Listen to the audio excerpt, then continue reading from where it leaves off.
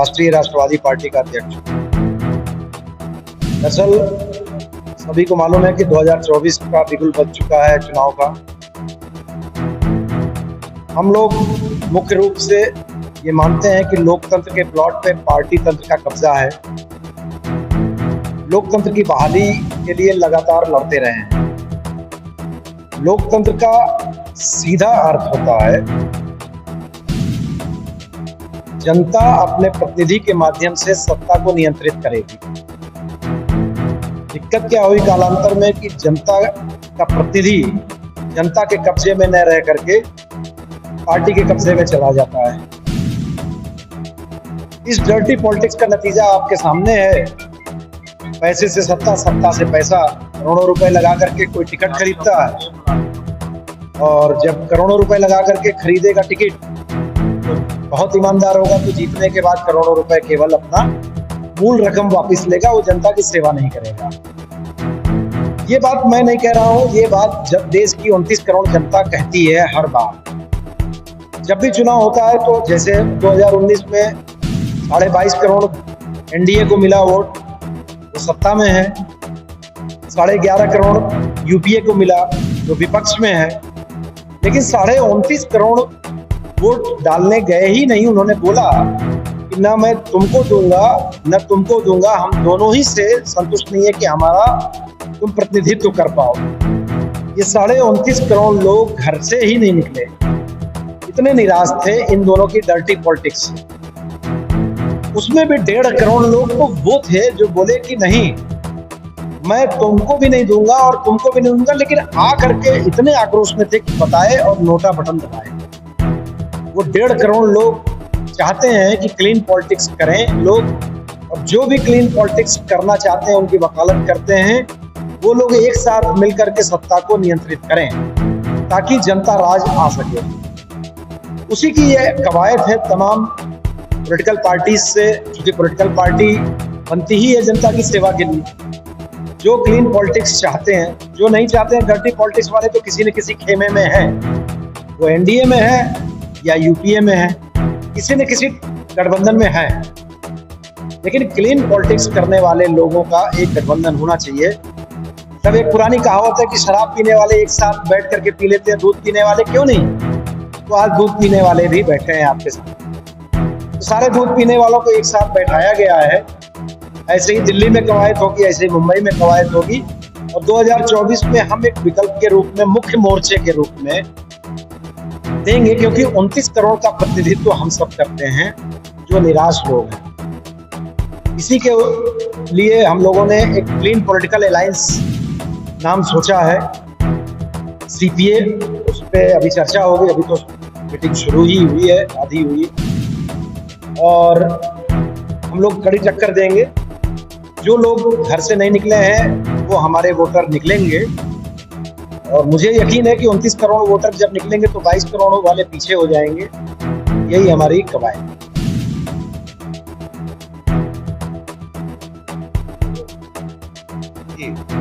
मेरा नाम कुंवर अजय सिंह है। मैं जनता दल यूनाइटेड उत्तर प्रदेश का प्रदेश प्रवक्ता रहा हूँ।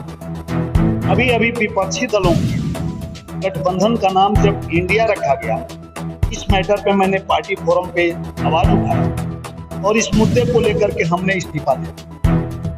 मेरा मानना है कि विपक्षी दलों के गठबंधन का नाम इंडिया रखना ठीक उसी प्रकार से है जैसे नागनाथ और सांपनाथ आपस में नूरा कुश्ती कर रहे हैं। एक तरफ सत्ता पक्ष देश की जनता को गुमराह कर रहा है, तो दूसरे तरफ विपक्ष अल्ली बाबा 40 चोर, अर्थात हम लोग नाम सुना करते थे, आज राहुल बाबा के पास जो 26 चोरों का गठबंधन बन रहा है, ये देश की जनता को छलने की कोशिश कर रहा है।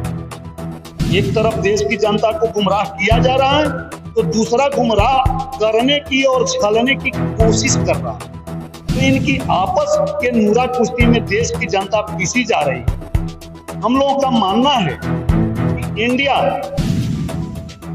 नाम रखना विपक्षी दलों का एक इंडिया में कई इंडिया बनाने जैसा। और हम फिर आपके चैनल के माध्यम से ये बताना चाहेंगे कि जो देश के 29.5 करोड़ मतदाता, जिसने न तो एनडीए को वोट दिया और न ही ये इंडिया वालों को दिया, यूपीए को नहीं दिया और एनडीए को नहीं दिया, तो क्या वो इंडिया के लोग नहीं हैं? वो भी इंडिया के लोग हैं। जो 63 करोड़ मतदाताओं, 63 लाख मतदाताओं ने जो नोटा को वोट दिया, वो भी इंडिया के लोग हैं। अर्थात ये सत्ता पक्ष और विपक्ष आपस में नूरा कुश्ती कर रहे हैं और देश की जनता को ठगने की नीयत से देश को दो ध्रुवों में बांटना चाहते हैं, जिसको हम लोग बर्दाश्त नहीं करेंगे। हम लोगों का मानना है कि 30.5 करोड़ मतदाता, 29.5 करोड़ जो अपने घरों से नहीं निकलते हैं वोट देने के लिए, और 63 लाख जो नोटा को वोट देते हैं, वो क्यों नहीं निकलते हैं? वो एनडीए और इंडिया दोनों को निगलेक्ट करते हैं। उन्हें क्लीन पॉलिटिक्स की जरूरत है, वो क्लीन पॉलिटिक्स चाहते हैं। तो हम चाहते हैं कि देश में मुख्य फ्रंट बने जो क्लीन पॉलिटिक्स का हो, और केवल only for clean politics. Clean politics को लेकर के हम देश के कोने कोने में मीटिंग करेंगे और क्लीन पॉलिटिक्स जानने वाले लोगों का आह्वान है, क्लीन पॉलिटिक्स चाहने वाले लोगों का आह्वान करते हैं, चाहे वो जिस पार्टी से हैं, वो छोटी पार्टियां हो या बड़ी पार्टियां हो, जो देश में क्लीन पॉलिटिक्स करने की नीयत रखती है। हमारा एक आपके चैनल के माध्यम से और हम लोग बताना चाहते हैं कि चुनाव चिन्ह के बल पे देश से क्लीन पॉलिटिक्स लुप्त हो गया है, जो कि मैंने भारत के मुख्य चुनाव आयुक्त सुशील चंद्रा के मीटिंग में मैंने बताया था उनसे कि चुनाव चिन्ह के आड़ में नागनाथ और सांपनाथ संसद में जाते हैं। अब जब ईवीएम मशीन पे प्रत्याशियों का चेहरा लगने लगा है, तो इसमें चुनाव चिन्ह की क्या आवश्यकता है? चुनाव चिन्ह की कोई जरूरत नहीं है। मतदाता अपने प्रत्याशी को पहचान लेगा और उसके आधार पे वो मत दे सकता है। ये हमने कहा था और उन्होंने कंसीडर करने की बात कही थी। दूसरी बात यहाँ ये भी बताना चाहते हैं कि क्लीन पॉलिटिक्स कैसे आएगा। चाहे वन नेशन वन इलेक्शन की बात लीजिए और चाहे कोई भी इलेक्शन का ऐलान होने दीजिए, ये हमेशा आपस में नूरा कुश्ती करेंगे। और केचुआ, हम लोग केचुआ कहते हैं, केचुआ यानी केंद्रीय चुनाव आयोग, जो कि बड़ी पार्टियों के सामने केचुआ बने रहता है और छोटी पार्टियों के सामने वो दुमुहा सांप बन जाता है। हम उसको कहते हैं कि असली बेईमान केचुआ है और देश में क्लीन इलेक्शन वो करा ही नहीं सकता। जब तक रिजर्व चुनाव चिन्ह रिकॉग्नाइज्ड पार्टियों का और राष्ट्रीय पार्टियों का रिजर्व चुनाव चिन्ह बना रहेगा, तब तक, जब तक वो रिजर्व चुनाव चिन्ह रखेगा, तब तक निष्पक्ष चुनाव करा ही नहीं सकता और देश की जनता को अवसर की समानता नहीं दिला सकता।